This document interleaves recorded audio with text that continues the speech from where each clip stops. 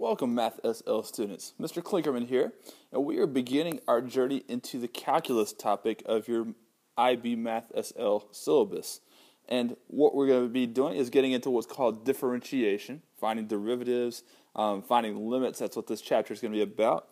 And in this video, we're going to focus on what are called limits and the idea of convergence. Two goals here. First goal is that you're going to determine whether an infinite sequence is convergent or divergent. And of course, I'll explain what that means to you in a little bit. And then the second thing that you're going to do is that you're going to use graphical and numerical methods in order to find the limit of a function. All right, if that limit happens to exist, because functions don't always have limits. Well, all right, limits and convergence. I told you we're getting into calculus, and the idea of a limit is a super important idea in calculus. It's actually what calculus is based upon. All right, so let's start talking about these two things. And let's begin that conversation with talking about sequences and how you know when a sequence converges. All right, I'm going to give you a definition, and then I'll show you some examples. Definition: a sequence is convergent if the terms in the sequence approach a fixed value as the term number increases. All right, a sequence is convergent if the terms in the sequence approach a fixed value as the term number increases. Now, I told you I'd give you some examples, and that's where I can best explain this definition. Here's an example of a sequence that would be a convergent sequence. All right, you're going to notice a pattern with this sequence. Basically, what happens as the term number increases. All right, now here's the term number is 1, term number is 2, term number is 3, term number is 4. As the term number increases, what's happening is that the value of the term is getting closer to a specific value. All right, you see how you're throwing an extra 0 in between the 8 and the 5 every time, so you didn't have any there, got 1 there, you got 2 there, you got 3 there. Well, let's say we continued that, till the 10th term. Wouldn't we have 9 zeros there? If we continued it to the 100th term, we'd have 99 zeros there. Essentially, as the term number keeps getting larger, the value of each term just keeps getting closer and closer to 8.000000, or just 8. And so the values of this term approach 8, so we say that series converges to the value 8. All right, another example of a convergent series, or sequence, excuse me. I use those words inappropriately sometimes. All right. This sequence right here, it's with fractions 5/4, 6/5, 7/6, 8/7. All right. Now, whenever you have fractions, there's a couple strategies I use in order to determine if the sequence is converging or if it's not converging. And one of those is to simply use the decimal value. Now, if you happen to have your calculator with you, you can go ahead and change each of these to decimals. I'll tell you what the values are for the terms that we've got right here. With 5/4 is 1.25. 6/5 is 1.125. 7/6 is 1.17 to 3 significant figures. 8/7 is 1.14 to 3 significant figures. I'm going to write those down real quick. They're the ones we've had so far. And let's just say that the pattern continues. And I hope you notice that the pattern, a couple ways of looking at it, is that the numerator and denominator just increase by 1 from each term. And you can also say the numerator is always 1 larger than the denominator. So, for instance, we would eventually get to a term like 1,000 over 999. And the decimal version of that would be 1.00 to 3 significant figures. All right. So hopefully you notice that always the fraction is going to be, since the numerator is larger than the denominator, you're never going to get a value underneath 1. And in fact, you're going to keep getting closer and closer to 1, so this series converges, and it converges to the value 1. All right, so those are examples of convergent series. Now, sequences. Divergent sequences would be something like this. Here's an arithmetic sequence, actually, and there is no arithmetic sequence that happens to converge, it turns out. You see the patterns that you keep increasing each term by 3. And so we go from -5 to -2 to 1 to 4 to 7 to 10. You see how the value of the terms is going to keep on getting bigger and bigger and bigger and bigger and never approaches a specific fixed value? All right, so that sequence diverges. Here's another one where the sequence diverges. Now, this is a geometric sequence, and geometric sequences can converge. This one just does not. 1/4, if you double it, gives you 1/2, and then you double that, it gives you 1, double that gives you 2, double that gives you 4, double that gives you 8. We would keep getting larger and larger and larger and larger numbers as the value of the term, as the term number increases, and so that sequence diverges. Okay, so now that you know what a converging series is, or convergent series, I want to teach you about limits, because this is about limits and convergence. All right, this video. Now, a limit has this definition right here. A limit for a sequence, for instance, a convergent sequence, is the fixed value approached by the terms of that convergent sequence. All right, that fixed value is known as the limit. And there's some notation that goes along with writing a limit, and so I want to teach you that notation. Now, we looked at this very sequence a little bit ago and we said that it was convergent, and we actually said that it converges to 1. So here's the notation, and this is super important that you know and use this notation properly. Here's a notation that shows you how you indicate what the limit of a sequence would be. All right, anytime you're trying to indicate what a limit is, you first start off by just writing LIM for limit. And then underneath that, you write this. You write the name of your independent variable, which oftentimes is x. In this case, it's n because it's a term number, and I'll show you that in more detail in a moment. And you say, as the independent variable approaches a specific number, in this case, infinity, then the sequence. Now you remember we could represent sequences as u sub n, the value of the terms is going to approach a certain number, and in this case, it's going to approach the number 1. Okay, now why did I use the number n?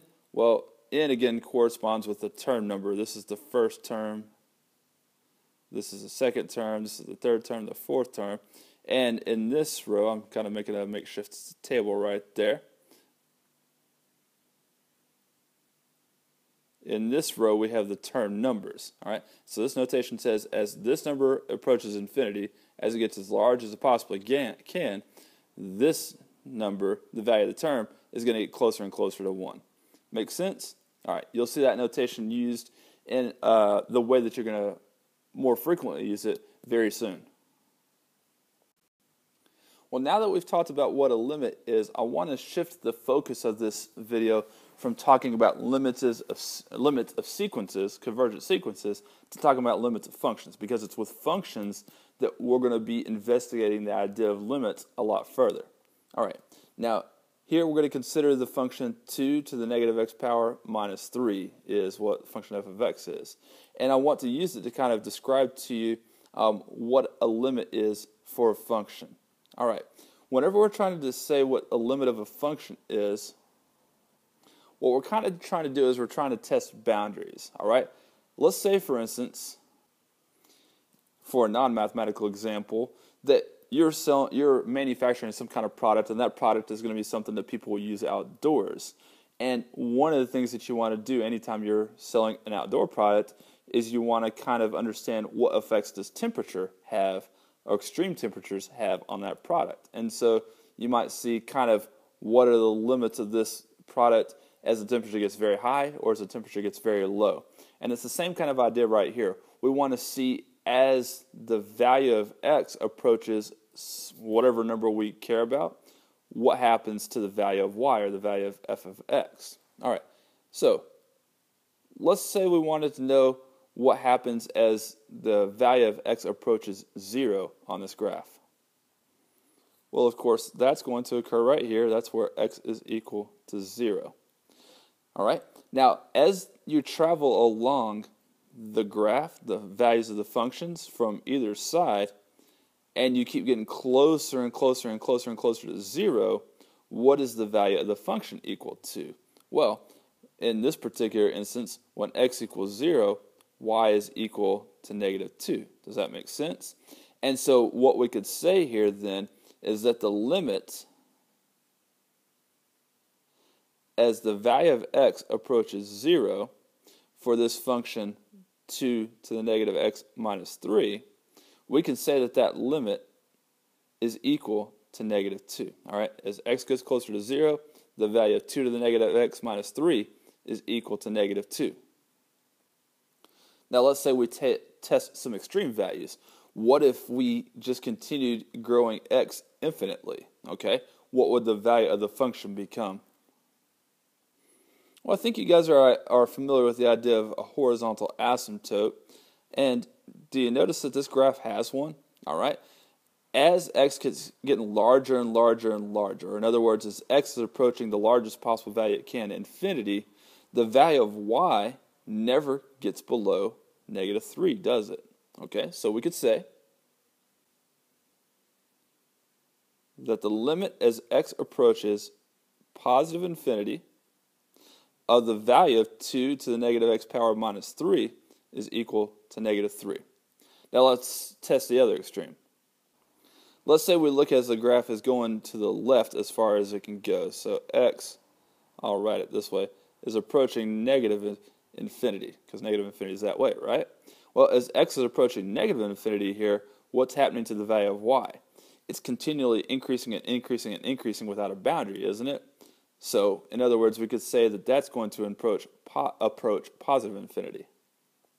All right, so when we're dealing with functions, whenever x approaches a certain value, the value of the function approaches a certain value many times, and when that happens, that function has a limit.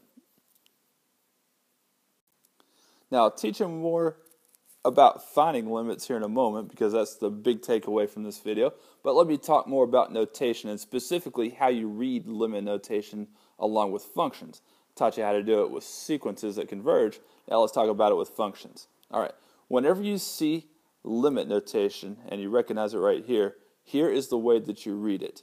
You say the limit, that's what the LIM is, of f of x. Now, I just wrote the name of the function here. You could actually write the value of the function like you saw in the previous example, like 2 to the negative x minus 3.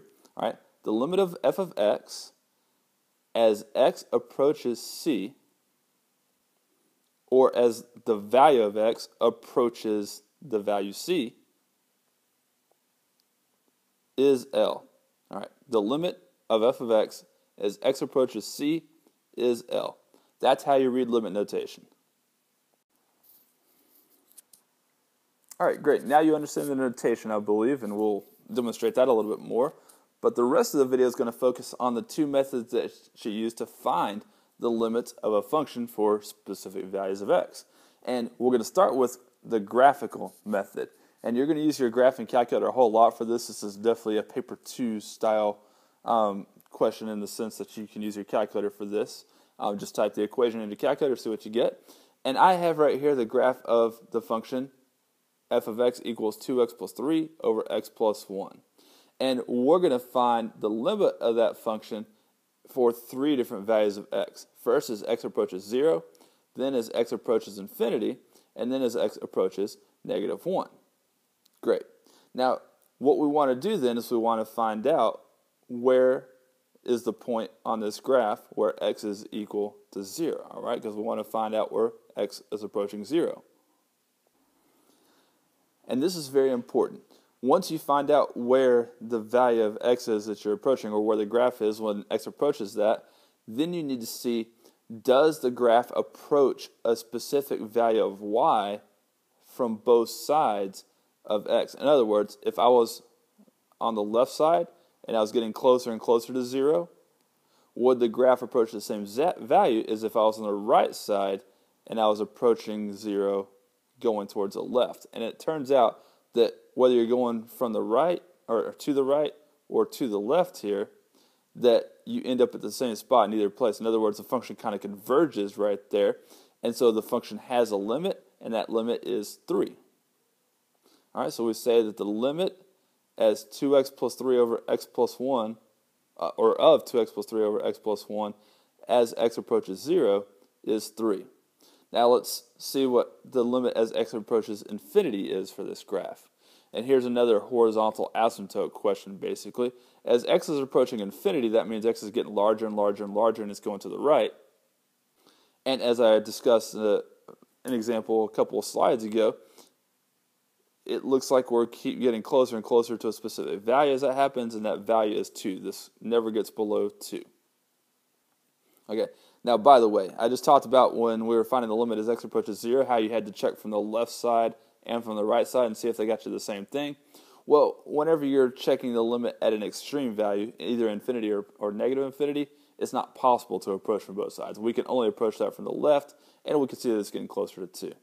All right, now here is one that we can kind of approach from both sides. We're now going to find the limit as x approaches negative 1 of that same function. Now this is a bit interesting right here. There's 2 branches to this graph, and they seem to actually diverge from one another whenever x is equal to negative 1. You see how this branch, as x gets closer to negative 1, goes down forever, and this branch, as x approaches negative 1, goes up forever. They don't both go towards the same value. There's a vertical asymptote there, in fact, it turns out.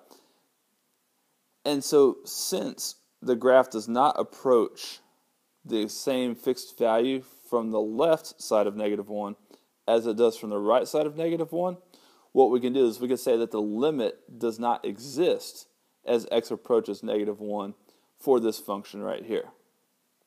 All right, whether you're going from the left side or the right side, the graph has to converge at a certain value in order for us to say there's a limit for that particular value. All right, now you know how to use a graphical approach to find the limit of a function as the value of x approaches a certain value. What we're going to do at this point then is we're going to learn a numerical method. All right, how do you find a limit when you're not looking at the graph? And the idea is going to be sort of simple, I believe. If you understand the graphical thing, we're just going to extend on that idea just a little bit. I've got 2 functions that we're going to try to find the limit of here. All right, you see that the functions are actually different here, whereas they're all the same in the previous slide that we were working on. First, I want to show you numerically how you determine what the limit as x approaches 3 is for this function x squared minus 9 over x minus 3. Now remember when I was talking about on the graphical examples how if you're just trying to see if there's a limit for a certain value, you have to approach that value from the left side and from the right side of the graph? We're going to use that same idea when we're trying to find numerically what the limit is. And so what I'm going to do is I'm going to first see if we approach from the left, what would the value of the function be? And then I'm going to see as we approach from the right, what would the value of the function be? And whenever I see what we get when we approach from the left to the right, here's how that's going to work. I'm going to make a little table of values. All right, with some x values and then the corresponding f of x values. And if we're saying we're approaching 3 from the left, we need to pick some numbers that are smaller than 3 but getting progressively closer and closer to 3. And then we're going to take turns plugging those into the function. You're going to use your calculator for this, by the way. So let's say we start with the number 2, and then maybe we get to 2.5, then we get to 2.9, then maybe we get to 2.99. Just don't ever plug in 3, actually. Truthfully, you can't plug in 3 to this function, can you? Because it would give you an undefined value. But we keep plugging in numbers that get closer and closer and closer to 3 without ever actually getting to 3. Now use your calculator and figure out what the corresponding f of x values are. I'm going to do the same, and I'll fill them in very shortly. In fact, I got the first 2 right now. When you plug in 2, you get 4 minus 9 is negative 5. You get 2 minus 3 is negative 1, and then negative 5 divided by negative 1 is positive 5, right?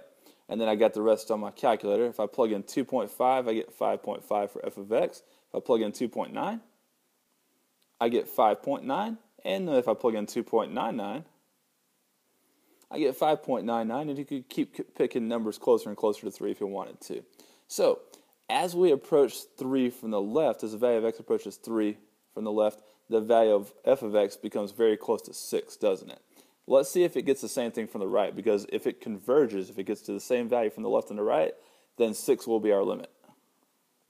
And if we're approaching it from the right, that means we're picking numbers that are larger than 3 and get progressively smaller but closer to 3 at the same time. So we could do 4, we could do 3.5, we could do 3.05, we could do 3.0005, something ridiculously small, all right?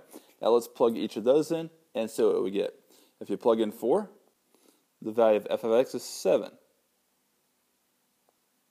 Plug in 3.5, then f of x is 6.5, and I'll go ahead and write down both of the others at the same time here. Let's plug in 3.05, 3.0005, and the output is 6.05 and 6.0005 respectively.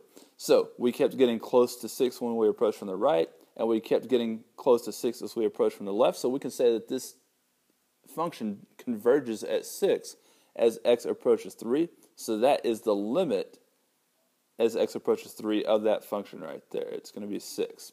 Now quickly let's go through, now that you know the process, and find the limit if it exists for this function right here as x approaches -2. Now actually, as with the previous example, it would be impossible to plug -2 into this function because you'd get 0 in the denominator again. So we're just going to pick numbers that keep, if we're going from the left, that keep increasing and getting closer and closer to -2. So we get started at -3, then -2.5, and so forth. You see the other things I'm going to plug in. And let's go ahead and write down what you get for each of those. And look at the values that we got. Do those seem to be converging to a specific value? The numbers are growing really big, really quickly here, going from 2 to 4.5, basically, to 50 to 500. This doesn't seem to have a limit. Nevertheless, just for the sake of being thorough, let's pick some values from the right and see what the value of the function approaches. Now, if we want to approach -2 from the right, I suggest starting at -1 and then going to -1.5 and then just keep increasing that, maybe -1.9 and -1.99 after that, and then see what the y values are. And you see that these values don't approach a certain number either. You go from -3 all the way up to -251, and well, we're not approaching a specific value, and we're certainly not approaching the same value that we were from the left side, are we? So this series does not approach a specific value as x approaches -2. That means that this function does not have a limit at -2. All right, a quick summary. After this video, you should know how to determine whether a sequence converges, and you ought to know how to write what the limit of that sequence is if it converges. And you also ought to know how to find the limit of a function when it exists using graphical methods and using numerical methods. Thanks for your attention, guys. It's very important information that I've given you here. All right, I'll see you next time.